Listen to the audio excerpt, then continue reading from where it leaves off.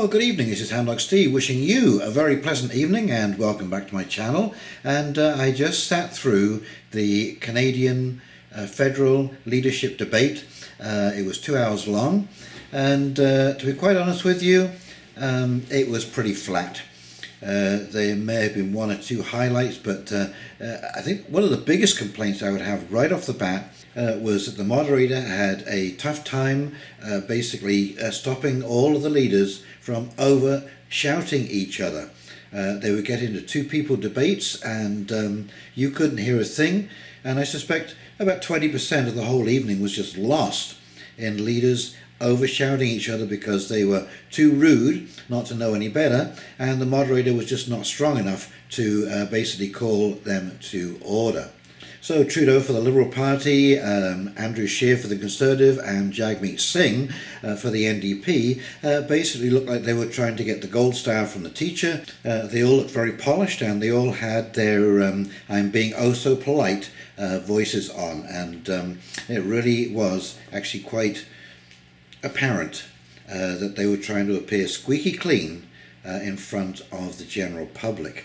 Now, Elizabeth May was probably the feistiest one there, and she certainly challenged all of the leaders over the climate issue and of course the pipeline issue, because the Liberal government has bought a pipeline, and of course Trudeau is supposedly against pipelines, but really there wasn't a lot of hot stuff going on between all of them. Certainly Elizabeth May for the Green Party voiced, I think what everybody was hoping is that neither the Conservatives nor the Liberals get a majority government this time out. That would be the worst case scenario for every Canadian, I think. The only person in the debate who came closest to answering the question of how they were going to pay for everything was Maxime Bernier. His platform was actually very balanced, if not a bit lackluster. It was a very sensible platform, and of course the big question, as I say, that nobody answered was how are they going to pay for all of these outrageous promises that they've made of free healthcare, free dental, free drugs, an increase to pensions.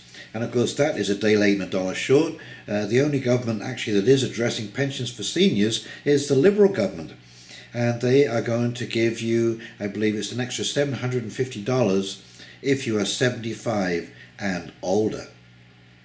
Well, I might point out that at the present time, every senior is $9,000 below the poverty line as far as pensions are concerned. So you're already $9,000 late and overdue, and so $750 a year is basically a drop in the bucket.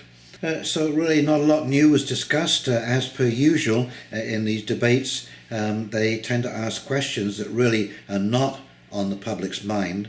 These statistics are from Canadian Poly, a huge polling company that basically covers about 250,000 people in its polling, and the two top issues on the minds of Canadians are number one, cost of living, and number two, illegal immigration. Okay, and so they didn't address immigration at all or foreign policy, which was unfortunate. They did touch on the cost of living, and really it was all about tax breaks and free healthcare and other things that try and reduce your income. As I said, $750 for seniors over 75. The Liberals suggested that they are allowing students who leave university with debt don't have to start paying that back until they have reached I think it's $39,000 in income, and then they would have to start paying it back. But really there was a lot of platitudes, a lot of generalizations. There was talk of the carbon tax, but nobody really seemed to be able to say where that carbon tax was going to, those carbon tax credits to offset climate change, or even how reducing carbon dioxide in Canada, which is only about 0.2% over its targets already. We're really a very low emitter by country of carbon, CO2. And as we found in BC, who've already had a carbon tax in for about 3 years now, that it has definitely not done what it's supposed to do, and it's been a huge cash windfall for the government. Why am I not surprised?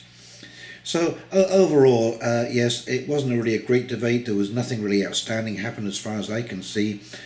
Now, there was a sixth person at the debate, and this has always struck me as very, very strange in Canada. But the Bloc Québécois, which is a provincial party, has a seat in the federal government. Okay, and they can often be the kingmakers. Before, when the Bloc Québécois was very, very popular.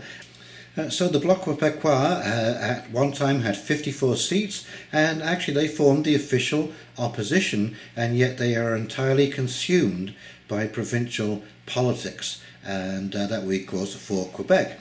And it is also a separatist party. So they want Quebec to separate from the rest of Canada, and yet they run no representatives in any other province. Now, why isn't that the case in Ontario or BC or Alberta? Why can't they have their own bloc, which is represented at the federal level? I mean, to me, it just seems absolutely ridiculous that a province would be allowed to sit at the federal leaders' debate and even have anything to say at all. They should just sit down with provincial leaders. Anyway, there you go. And yeah, the leader of the Bloc Québécois, he's Francois Blanchette, actually, well, I know it's that style to wear like one day's growth beard on your face, but he looked like he just got out of bed, I'm afraid. And he really, again, he only spoke about Quebec issues, so really, I don't know how he got a place at that table. It's unbelievable to me.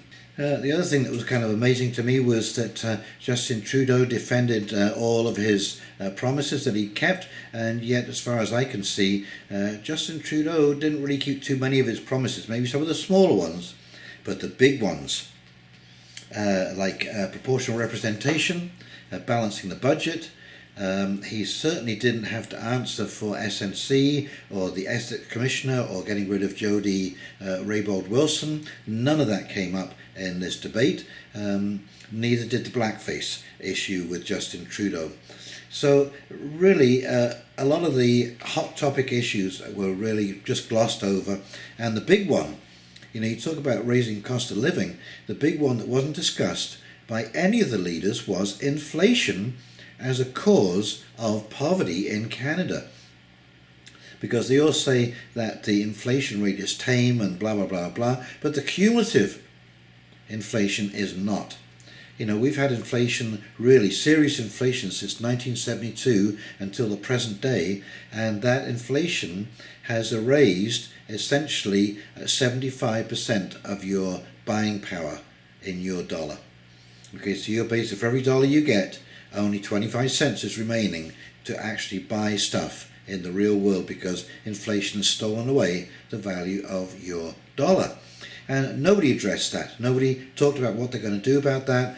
They just made another set of promises, which I'm sure most of them are going to be broken, or if they do get fulfilled, they'll be fulfilled in such a way that it will be unrecognizable by the general public by the time it is done. So my strategy for this election, and it is the first time I've ever done this, but I cannot in good conscience vote for the Conservatives, the Liberals, or the NDP, and so my vote will be going to one of the parties that cannot win. And I'm hoping that by doing that, we will get a minority government, because the Lord alone knows at this point in time in Canada, in the world, the public needs to have a minority government to make the government answerable, at least somewhat, to the people. When we have a minority, the government in power cannot run roughshod over the public. It needs to have a discussion with the public, and it needs to negotiate with the other parties. Now, decisions that are made might take a little longer, but the decisions that are made, I think they are better decisions, and also there's more consultation with the public, and it is more in line with what the public wanted to see at the end of the day. So I am suggesting to any of you who don't want to vote for the big three, just put your X against one of the smaller parties, whoever's running in your area, whatever candidate it is, whether it's the Rhinos or the the Not or None of the Above party, or the PPC or the Greens, it doesn't matter. Vote for a party that is not going to win the election. And that, I think, is the only way that we're going to get our voices heard. Okay, well, there's a wrap-up of the leaders' debate, the first debate. There is another debate tomorrow night, I believe, in French, and then I think there is one more after that in English and another one in French before the election on the 21st of October.